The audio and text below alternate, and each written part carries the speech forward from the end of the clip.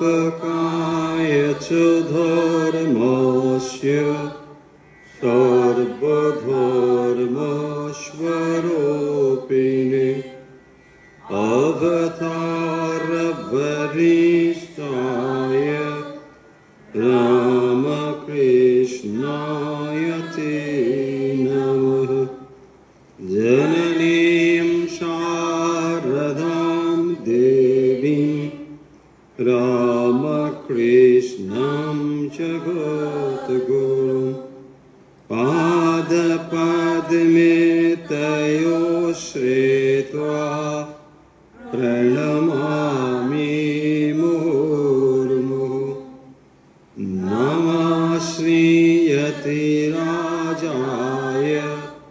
विवेकानन्दसूरये सच्चित्सुखस्वरूपाय स्वामिने तापहारिणे।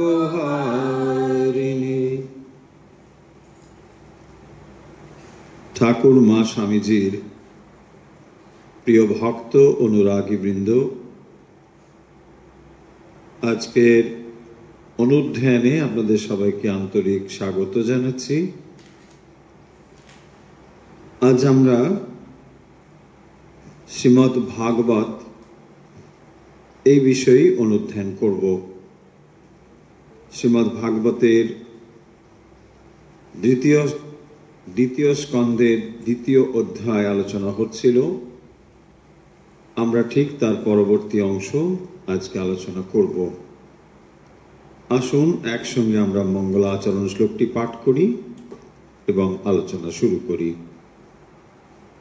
ওম মূকং করোতি বাচালং পঙ্গুম লঙ্ঘয়তে গিরিম यत्कृपातमहं वन्दे परमानन्दमाधवम्।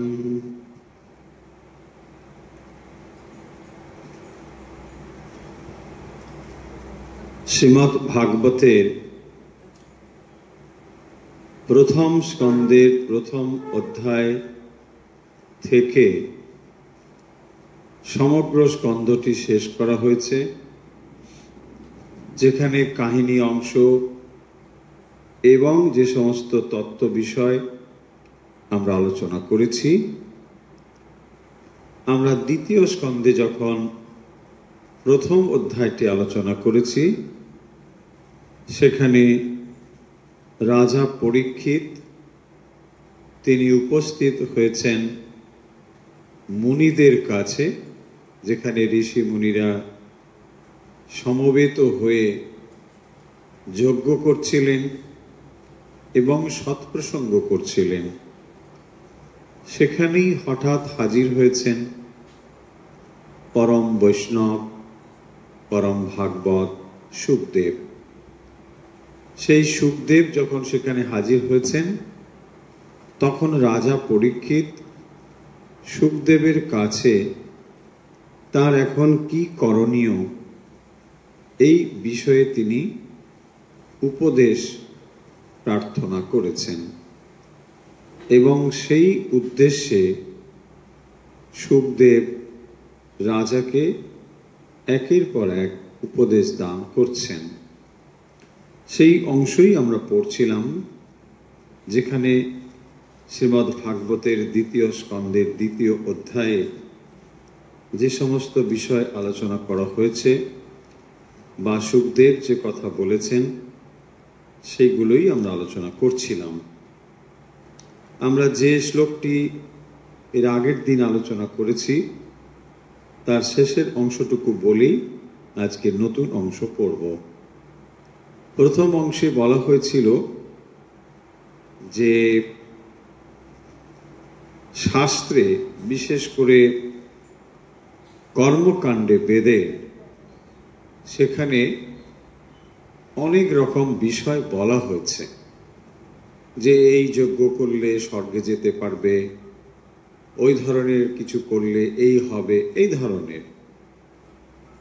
মূলত সেগুলো বস্তু প্রাপ্তির জন্য, কোনো কিছু পাওয়ার জন্য। তাই বলছেন যাতে করে রাজা পরীক্ষিত, যিনি এখন পরমার্থ লাভের জন্যই প্রস্তুত হচ্ছেন, কারণ যেহেতু তার হাতে আর সময় নেই, মাত্র 7টি দিন তার হাতে রয়েছে, এই অবস্থায় নিশ্চয়ই মানুষ তার মনকে বিভিন্ন বিষয়ে ব্যস্ত করতে চাইবেন না। যে জিনিসটি খুবই গুরুত্বপূর্ণ সেই বিষয়েই মনোনিবেশ করা উচিত হবে। এবং সেই জন্যই আমরা দেখতে পাব যে তিনি এই কথাটি বলছেন যাতে মানুষের অনেক সময় মৃত্যুর সময় ঘনিয়ে এলে পরে এরকম কথা হয়তো মনে পড়ে যে এরপর স্বর্গে যাব, সেখানে এই সুখ ভোগ করব, যে সুখগুলো ভোগ করতে পারিনি ইত্যাদি। রাজার মনে যাতে সেই বিষয়ে কোনো লোভ বা মোহ তৈরি না হয়, তাই এখানে পরিষ্কার করে সেই কথাগুলো বলে দিচ্ছেন যে এইভাবে যে কথা বলা হয়েছে বেদে, বিশেষ করে কর্মকাণ্ডে, সেইগুলো যেন খুব যে সুখকর বিষয় তা কিন্তু নয়।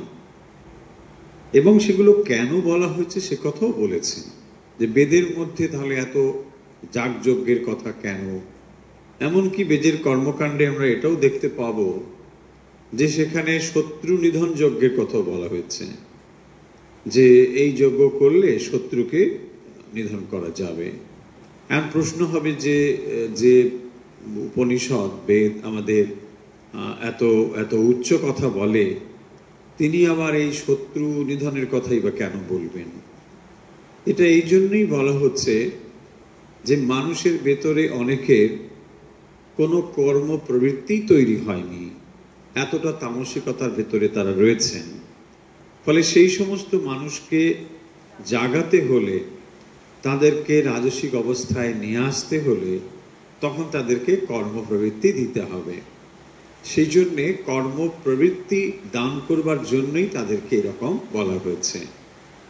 আসলে দেখবেন মানুষের মন ভগবানকে ভালোবাসতে চায় ঠিকই, কিন্তু একেবারে প্রথম থেকেই কি ভগবানকে শুদ্ধ পবিত্রভাবে ভালোবাসা, ভগবানের কিছু চাই না কাছে, এটা কি হয়? হয় না।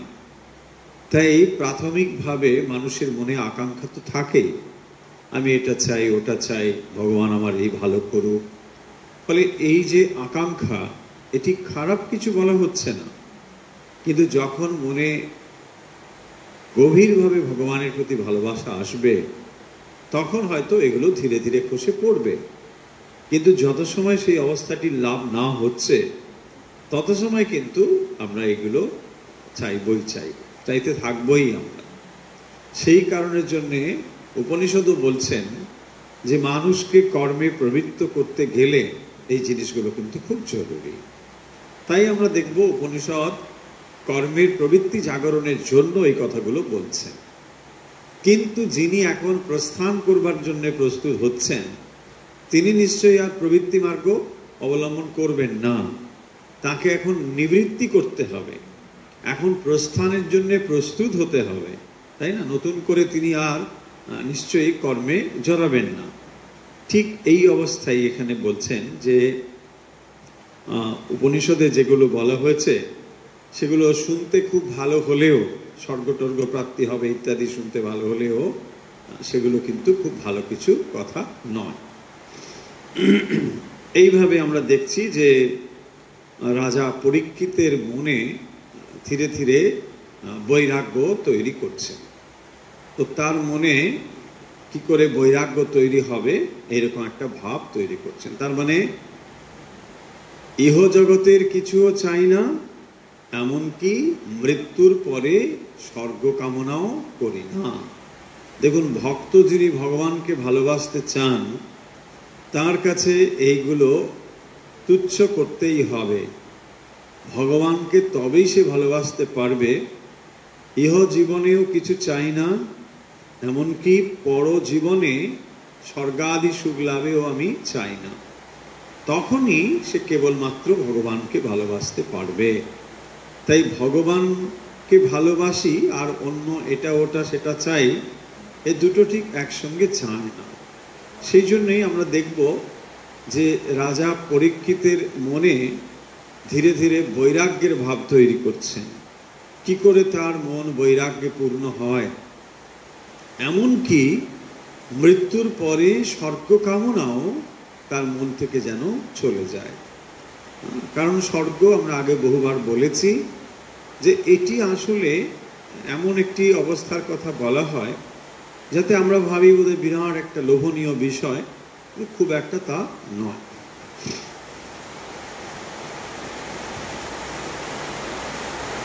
अतः कविनामसु जावदर्थः स्यात् प्रमत्तो व्यवसाय बुद्धिः सिद्धे अन्यर्थार्थे न यतीत तत्र परिश्रमं तत्र समीक्षमाणः। পরে বলছেন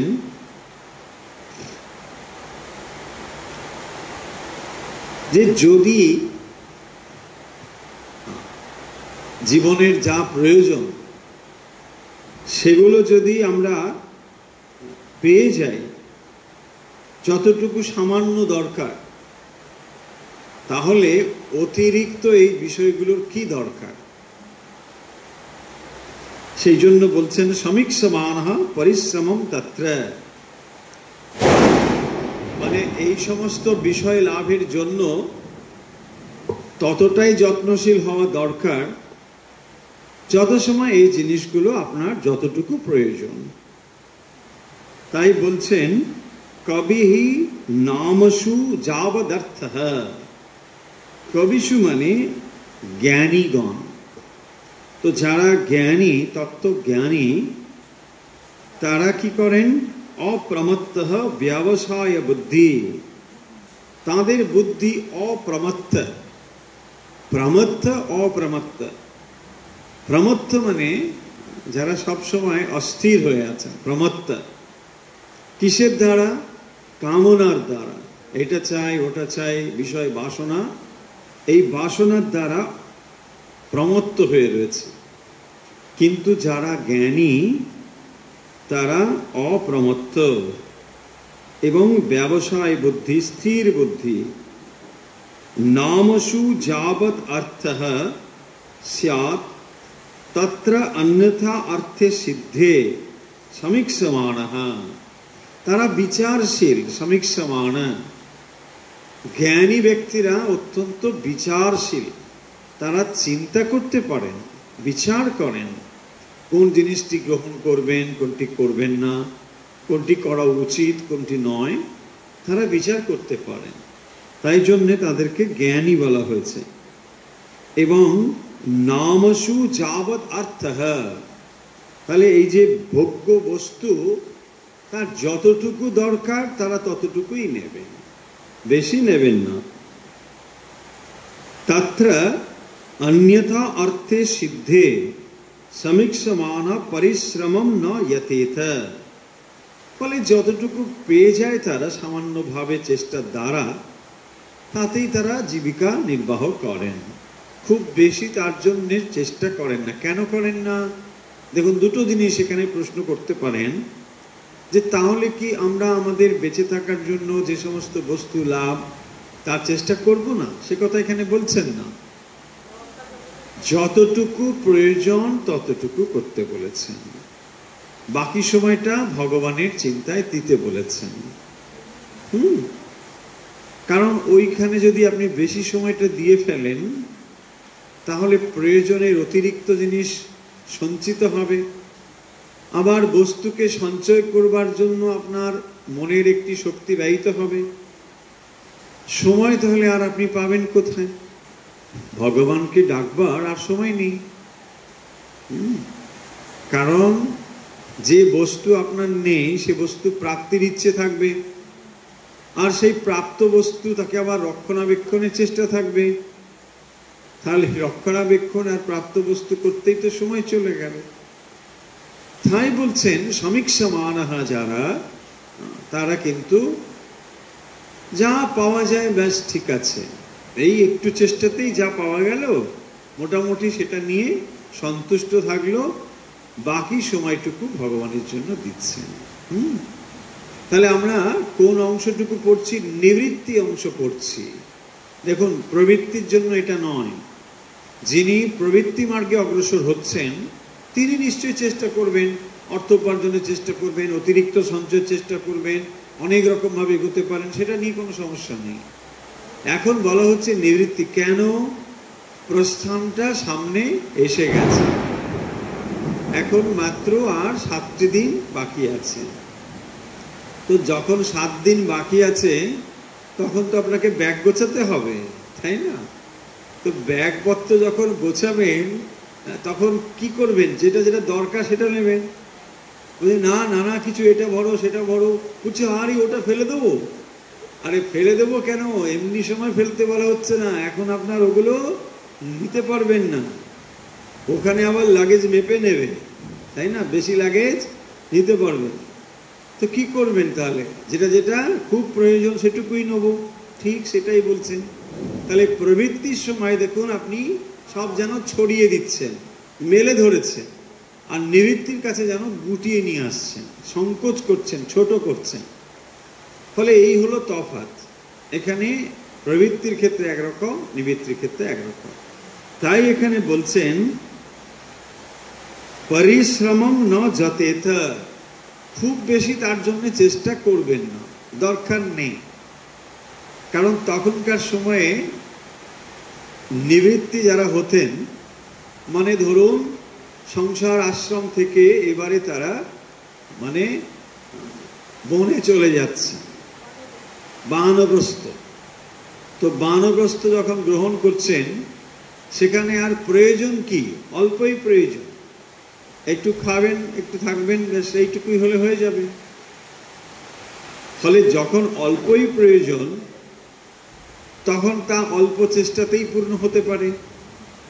সেই জন্য এখানে বলছেন যে তারা অধিক পরিশ্রম করেন না, খুব বেশি পরিশ্রম করবার দরকার নেই। কিসের জন্য? এগুলোর জন্য। তাহলে বাকি সময় কি করবে? বাকি সময় ঘুমিয়ে পড়বে, ব্যাস সুন্দরভাবে বিশ্রাম করো, পূর্ণ বিশ্রাম। পূর্ণ বিশ্রাম মানে কি? না, নাক ডেকে ঘুম, পূর্ণ বিশ্রাম। কেন এটা করতে হচ্ছে? না সময় ভগবানকে দেবে বলে। দেখুন, তাই এখানে এই কথা কে উপদেশ করছেন? সুখদেব। সুখদেব বলছেন ব্যাসদেবকে। হ্যাঁ, ব্যাসদেবকে, ও রাজা পরীক্ষিতকে। তাহলে পরীক্ষিতকে বলছেন যে এই জিনিসটি তার ফলো করা দরকার। কি ফলো করা দরকার? না এখন তিনি যেন আর এসবে বেশি সময় দেবেন না। কারণ যে জ্ঞানী ব্যক্তি তারা এই বিষয়টি বিচার করে দেখেছেন যে এইগুলো একটু সামান্য চেষ্টা করলে পাওয়া যাবে। আর কোথাও দেখুন, তখনকার দিনের প্রেক্ষিতটাও বুঝতে হবে। তখন দেখুন মোটামুটি আপনার চাহিদা যদি কমে আসে, খুব সামান্যই যদি হয়, তাহলে কিন্তু এটা অবলীলায় পূর্ণ হয়ে যেতে পারে। যে বনে বাস করে, সামান্য কিছু আহার, হয়তো ফল পেয়ে যাবে, একটু এটাও পেয়ে যাবে, এগুলো খুব একটা বেশি ব্যাপার নয়। কিন্তু আপনি যদি আপনার লাইফস্টাইলটাকে অন্যরকম করে ফেলেন তাহলে তো মুশকিল, তাই না? তখনই দেখুন মুশকিল, মানুষের জীবনের এই এক সমস্যা হয়।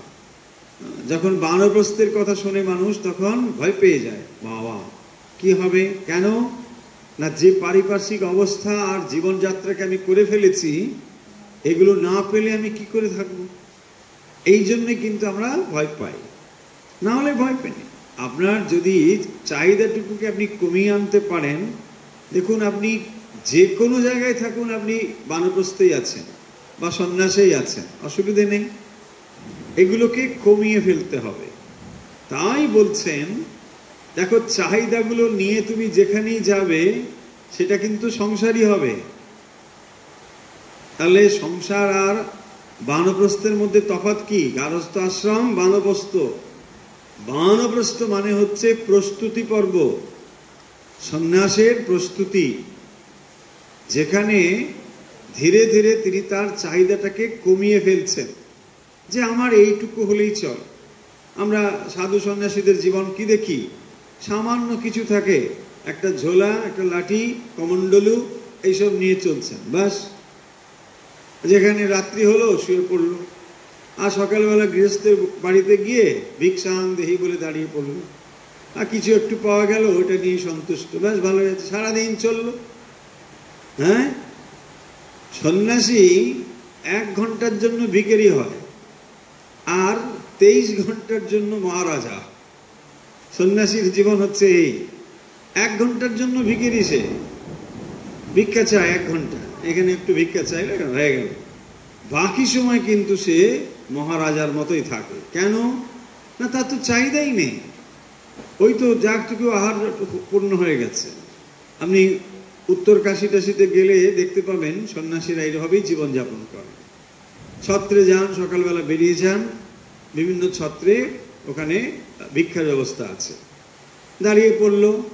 এক একটি ছত্রে আবার অনেকে ধনী মানুষজন আছেন, ভক্ত, তারা এটাকে চালান। সাধু সন্ন্যাসীরা সেখানে আসবেন, আর খাবার দাবার রেডি করে ওখানে অপেক্ষা করেন সাধুরা আসবেন বলে। সাধুরা বিভিন্ন কুটিয়াতে থাকেন, ছোট ছোট কুটিয়া আছে, সেখানে থাকেন। সকালবেলা বেরিয়ে পড়লেন, স্নান টান করে, ভগবানের নাম টাম করে, একটা ঝোলা নিয়ে, ব্যাস, ভিক্ষাং দেহি বলে লাইনে দাঁড়ালেন, যে যা খাবার পাওয়া গেল ওটুকু নিয়ে চলে এলেন, ব্যাস, হয়ে গেল। তার আর চাহিদা নেই। ওইটুকু তিনি কি করবেন? ভগবানকে নিবেদন করে খেয়ে নেবেন। এইবারে বাকি সময় তিনি ভগবানের চিন্তায় বসবেন, ধ্যান করছেন, জপ করছেন, সাধন ভজন করছেন, ওখানেই আছেন, আর বেরোবেন না। আবার পরের দিন সকালবেলা বেরোবেন, একটু ভিক্ষা নিয়ে যাবেন। এইভাবেই সাধুর জীবন। তিনি সঞ্চয় করেন না, কিছুই করেন না। দেখুন, এই যে সামান্য তার চাহিদা, এইটুকুই, তিনি এটাকে কমিয়ে ফেলতে পেরেছেন বলেই তিনি সুখী। যে কোনো জায়গায় তিনি সুখী, কারণ তার জীবনে কোনো চাহিদা নেই। আপনি তাকে কিসে দুঃখ দেবেন? মানুষ দুঃখ পায় কোথায়? বিষয়ের প্রতি আসক্ত থাকলে। কারণ আমার এটা চাই, ওটা চাই, সকাল হলে এই চাই, তাই না? তাহলে কি মুশকিল। যখন তিনি ওটাকে কমিয়ে ফেলতে পেরেছেন, তখন আর তার নেই। এই অবস্থাটা ধীরে ধীরে আনবার চেষ্টা করছেন রাজা পরীক্ষিতের ভেতরে, যে দেখো, তোমাকে কিন্তু মনে মনে এটাই হতে হবে। দেখুন, তার আগে কি বলেছেন? বিরাটের চিন্তা কথা বলে দিয়েছেন। মনকে স্থির করতে হলে ভগবানের বিরাট রূপেই মনকে স্থির করতে বলেছেন। যে ভগবান এই জগৎ সংসারে ব্যাপ্ত হয়ে আছেন, তিনি সূর্য হয়েছেন, গাছপালা, পশু পাখি সব হয়েছেন, এসবই তাঁরই প্রকাশ। এইটিতে তুমি আগে মন স্থির করো, তারপর নিজের ভেতরটা প্রস্তুত করো। কি করে করবে? তখন এইসব কথা আসছে। এই দেখো, যারা জ্ঞানী ব্যক্তি, তারা কিন্তু এই জীবনের জিনিসের জন্য বেশি একটা সময় দেন না। সামান্যভাবে হোক, যেভাবে হোক, একটু হয়ে টয়ে গেলেই ব্যাস, আর অত বেশি ভাবে না। দেখুন, কেন ভাবে না? একটা প্রশ্ন আসতে পারে না, কেন ভাবে না? এই জন্যই ভাবে না যে এইগুলোতে মন দিয়ে হবেই বা কি। ধরুন, আপনি একটা বিরাট অট্টালিকা বানালেন কষ্ট করে, কিন্তু এটাকে ভোগ করবে কে? আপনি তো নেই। আপনি বলবেন নাতি আছে, পুতি আছে, ঠিক আছে, কিন্তু তারা তো তাদের কাজ করতে দিন। আপনি তাদের জন্য রেখে যাচ্ছেন, কি হয় পরিণতি আমরা তো জানি। অনেক ক্ষেত্রে অর্থ রেখে গেলে খুব একটা ভালো কিছু হয় না। তাহলে আপনি দেখুন, অন্যের জীবনের কথা ভেবে আপনি আসলে পরমার্থ চিন্তা থেকে বঞ্চিত রাখলেন। অথচ দেখা গেল ওই সম্পত্তির জন্য হয়তো লোকে মারামারি করে ব্যাস অশান্ত হয়ে গেল। লাভ কি হল? সেই জন্যই বলছেন যে এই সমস্ত বিষয় চিন্তা যত কম হয় ততই ভালো। না, যতটুকু না হলে হয় ঠিক আছে, একেবারে সাধু সন্ন্যাসীর মতো তো নয়, ঠিক আছে, তার ফলে যতটুকু হয় এটা হলো আমার সামান্য হলো, তারপর আমি আমার ভগবানের চিন্তা করব, এটাই বলছে।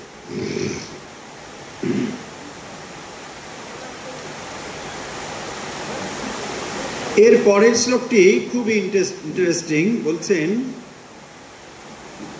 সত্যাম স্খিতো কিম কশিপো প্রয়াসৈ বাহ্যো সসিদ্ধে উপবর্হণৈ কিম সত্যঞ্জলো কিম পুরুধা অন্নপাত্র্যা দিক বলকলৌ বলকলাদৌ সতি কিম দুকুলাই। এখানে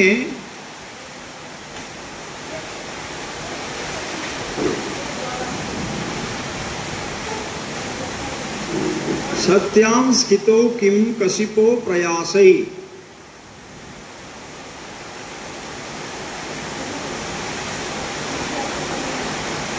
বলছেন যারা সাধক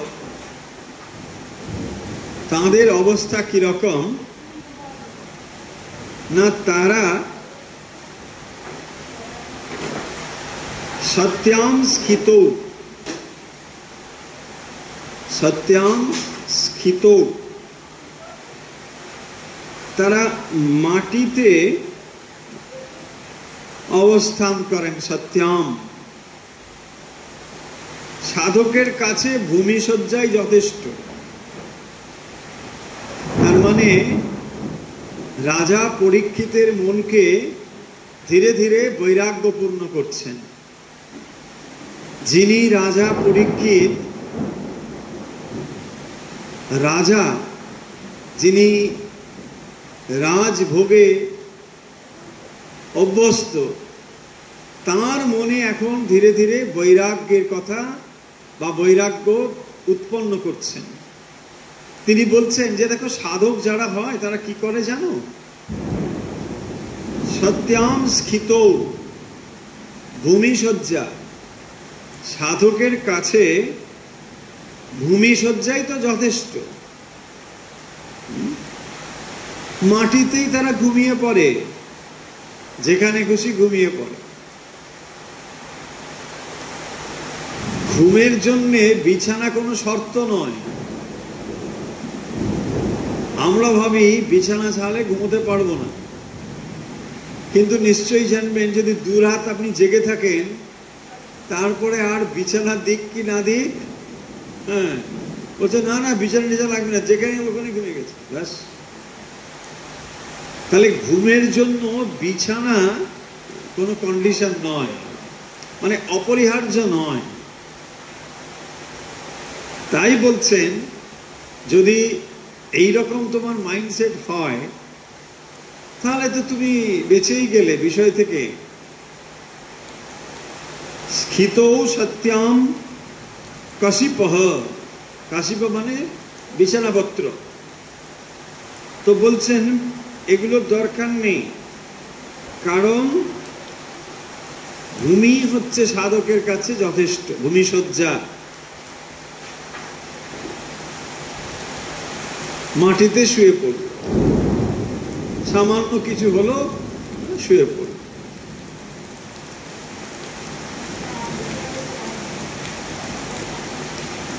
তারপরে বলছেন বাহ্য সসিদ্ধেহি উপবর্হণৈ কিম, বাহু বলছে হাত দুটো যদি থাকে তাহলে আর বালিশের কি দরকার। ভাবুন, বালিশ আর কি লাগবে। বাহু সসিদ্ধেহি উপবর্হণৈ কিম, উপাদান বালুস, বালিশ। অঞ্জলৌ সতি পুরুধা অন্নপাত্র কিম, যদি হাত দুটো থাকে তাহলে তো তোমার ভিক্ষা পাত্র ওই তো হয়ে গেল, আর থালা কি দরকার। অঞ্জলৌ সতি, করতল ভিক্ষা তরুতল বাস। হ্যাঁ, করতল ভিক্ষা, এইটা দেখবেন যারা জৈন ধর্মী সাধু, জৈন মানে যারা ফলো করে, তারা এই করতল ভিক্ষা করে থাকেন। অনেকেই ফলো করেন, তারা খাচ্ছেন কিন্তু করতলে খাবেন, হাতেই দিতে হবে তাদের, বাটি অন্য কিচ্ছু ব্যবহার করেন না, বসেও খান না। এর অনেক সাধু আছে, অনেক সাধু আছে। আপনি যদি তাদেরকে খাবার দেন, তারা ওই হাতেই নেবে, ব্যাস এইরকম করে নেবে, হাতে নিল, ওইখান থেকেই খাবে, এইটুকুই, ব্যাস আর কিছু না। হ্যাঁ, ওইটুকুই যা হলো করতল ভিক্ষা, ওই করে যতটুকু পাওয়া যাবে, আর কিচ্ছু না। এরকম কিন্তু আছে, এটা ভাববেন না যেটা একটা কাল্পনিক ব্যাপার, নো। এরকম সাধু সন্ন্যাসী আছেন যারা এটা ফলো করেন। তাদের বৈরাগ্য ভাবুন একবার, তাহলে তারা কিন্তু এইভাবেই আছেন। বিশেষ করে নাগা সন্ন্যাসী যারা আছেন, এরা এটা ফলো করেন। অনেকে, সবাই নয়, কিছু কিছু সম্প্রদায় আছে তারা এটা করেন। পোশাক বলে কিছু পরেন না, দিগম্বর থাকেন, আর ব্যাস এরকম। কেউ যদি খাবার দেয় তৈরি করে, হাতে যতটুকু পাওয়া যায় ওইটুকু নিয়ে একটু খেয়ে ব্যাস চলে গেল, ওটাই হয়ে গেল। ভাবুন কিভাবে তারা থাকেন। এখানে সেইটি বলছেন, অঞ্জলৌ সতী পুরুধা অন্নপাত্রে কিম। যদি তোমার এই করতল থাকে, দুটো হাত যদি থাকে, তাহলে তোমার ভিক্ষা পাত্রের কি দরকার? ভিক্ষা পাত্রও দরকার নেই। কি ব্যাপার দেখুন। তারপরে বলছেন, দিক বলকলাদৌ সতী কিম দুকুলই। পরে বলছেন যে আর বলকল আদি যদি থাকে, তাহলে আর নানা রকম দামি বস্ত্রের কি দরকার? গাছের ছালই তো আছে, ব্যাস। বলকল, গাছের ছাল। দিক বলকল আদৌ দুরকম অর্থ হয়। দিক বসন হয়, দিক বসন মানে নগ্নতাকেও বোঝায়। আর যদি খুব বেশি হয়, গাছের ছাল, ব্যাস। তার মানে এখনকার সময় আমরা বলি সামান্য কিছু। সামান্য কিছু বস্ত্র যদি সে হলেই হয়ে যায়, তাহলে আর দামি পোশাকের কি দরকার? দেখুন, তাহলে প্রয়োজনগুলোকে ধীরে ধীরে সে কমিয়ে ফেলছে। প্রয়োজনগুলোকে কমিয়ে ফেললে এবারে সে যেখানেই যাক সেখানেই শান্তি। আর এই চাহিদা সংযুক্ত হয়ে স্বর্গে গেলেও আনন্দ নেই, সুখ নেই। কারণ স্বর্গে গেলেও আপনি যখন দেখছেন দেবতারা সবাই দেবতা, আর আপনিও এক দেবতা সেখানে হাজির হলেন, কিন্তু আপনার বহু ডিমান্ড আছে, চাহিদা আছে, তাই না? তখন কি হবে? কেউ আপনাকে পাত্তাই দেবে না। ও খালি চায়, এটা চাই, এটা চায়, না হলে মানুষের অনিষ্ট করবে, তাই না? অভিশাপ দিয়ে দেবে, এসব কি হবে?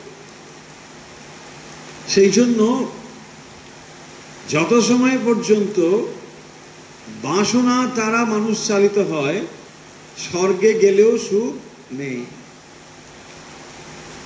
একমাত্র বাসনা থেকে দূরে থাকতে হবে। সেই জন্য এখানে বলছেন যেটি 4 নম্বর শ্লোকে, যে ভূমিতে যদি কেউ শয়ন করে, তাহলে আর তার দামি বিছানার কি দরকার? দেখুন, এটা ভুল অর্থ করবেন না। এটি হচ্ছে নিবৃত্ত মার্গের কথা হচ্ছে, তার মনকে নিবৃত্তির জন্য প্রস্তুত করা হচ্ছে, সেই কারণের জন্য এই কথাগুলো বলা হচ্ছে। তাহলে যারা সাধক অথবা সাধিকা, তারা এর ভাবটা তো নিতে পারা যায়। তার মানে চাহিদাগুলোকে মন থেকে অন্তত ধীরে ধীরে কমাতে হবে। আর বলছেন, বাহু যদি থাকে তাহলে বালিশের কি দরকার? করতল যদি থাকে ভিক্ষা পাত্রেরই বা কি দরকার। শুধু তাই নয়, আরো তাকে কিভাবে বোঝাচ্ছেন দেখুন, যে খাদ্য বস্ত্র ইত্যাদি এটাও যে দরকার, নিশ্চয়ই দরকার। বলছেন চিরানি কিম পথি না শান্তি দিশান্তে ভিক্ষাম। আরে রাস্তা দিয়ে হেঁটে গেলে দেখতে পাও না কাপড় টাপড় অনেক পড়ে থাকে, সেগুলো তো পরে নিতে পারে, বাবা নয়।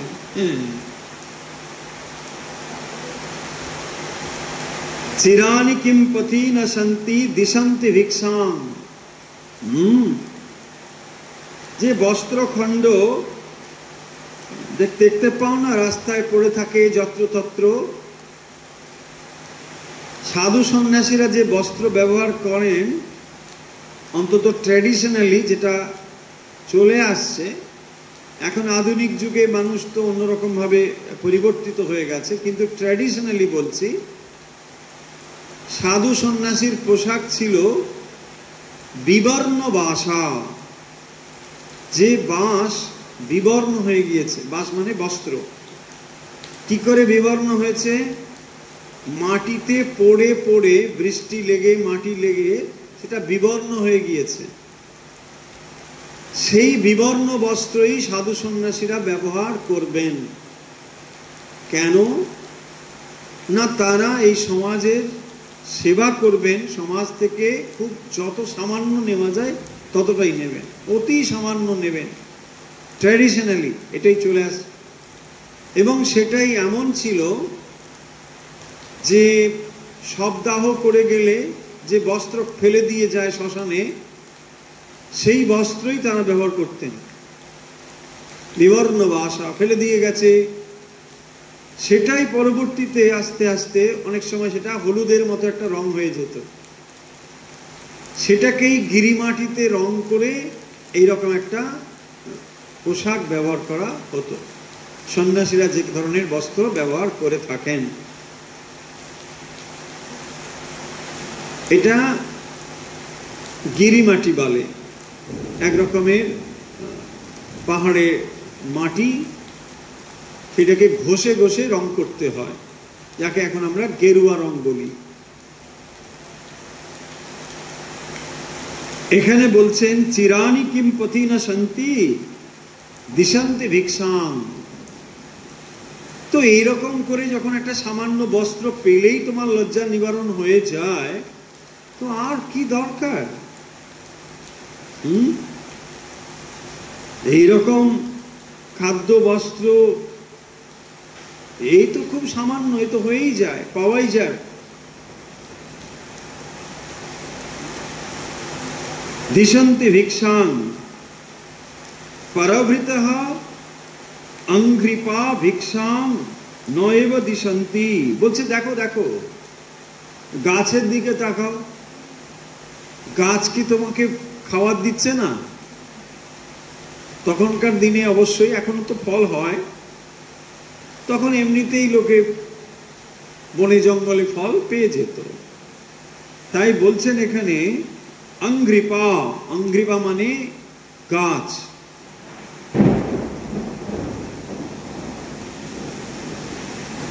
ভিক্ষাং নৈব দিশন্তি, গাছ কি তোমাকে ভিক্ষা দিচ্ছে না? বলো, গাছের থেকে তো তুমি ফল পেয়ে যাও। আবার দেখুন, যে গাছ ফল তৈরি করে সে নিজে সে ফল ভক্ষণ করে। গাছের জীবন আপনাকে ফল দান করবার জন্য। ভাবুন, পৃথিবীতে কত রকমের গাছ আছে, তার একটিও ফল গাছ নিজে ব্যবহার করে।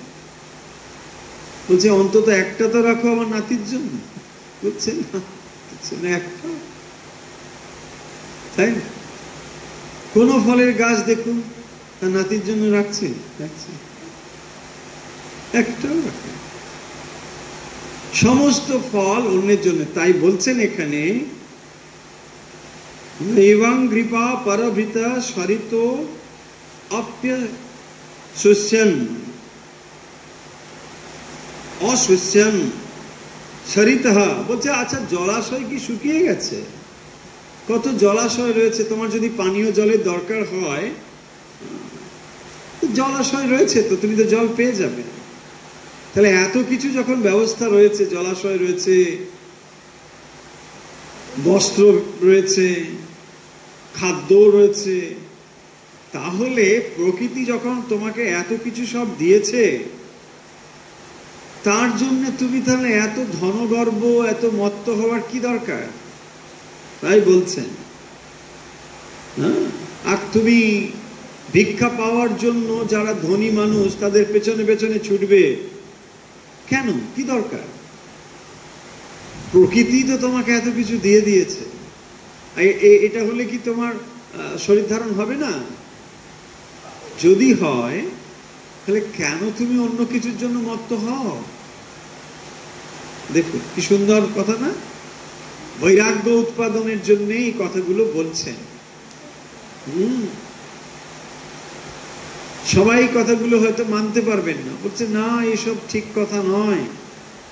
কাদের জন্য হচ্ছে? নিবৃত্ত মার্গে। দেখুন তারাই এক সময়, কাকে বলা হচ্ছে? রাজাকে বলা হচ্ছে। রাজা বিষয়ের ভিতর থেকেছেন, বিষয় সম্পদ ভোগ করেছেন, কিন্তু এখন তিনি প্রস্তুত হচ্ছেন প্রস্থানের জন্য। তাই এখন তিনি মনকে কিভাবে তৈরি করবেন সে কথাই হচ্ছে, প্রসঙ্গটা ভুলে যাব না। এখন যদি মনের ভেতরে এই বিষয়গুলোকেই বহন করতে থাকি, তাহলে ওই বিষয়গুলো নিয়েই প্রস্থান হবে। সেই জন্যই বলছেন এখানে, রুদ্ধা গুহা কিমজিত অবতি নোপসন্নান কস্মাদ ভজন্তি কবয়ো ধনুর্দুপ্তান অন্ধান। উপসন্নান বলছেন যারা এই যদি করতে করতে না পারো, মানে এভাবে যদি না হয়, অজিত, অজিত মানে স্বয়ং ভগবান। উপসন্নান ন অবতি, আচ্ছা তিনি কি তোমাকে রক্ষা করবেন না? ভগবান কি তোমাকে রক্ষা করবেন না? তিনি নিশ্চয়ই রক্ষা করবেন।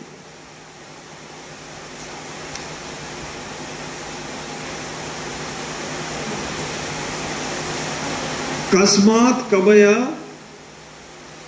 ধনদূর বদান্ধান ভজন্তি।